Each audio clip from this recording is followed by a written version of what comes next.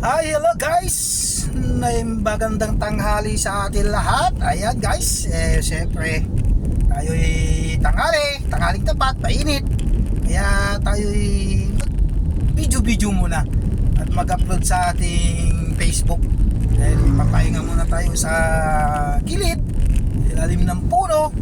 Dahil napakainit ang panahon natin ngayon mga kaibigan. Kaya eto, kailangan muna natin ng magpahinga.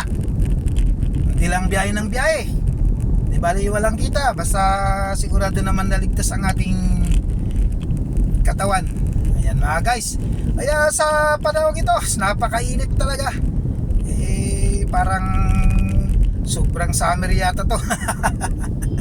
Kaya guys, maraming salamat sa inyo sa inyong panonood sa aking munting video. At kung bago lang kayo sa aking Facebook ko guys, paki-like and follow naman ako sa inyo. Maraming salamat.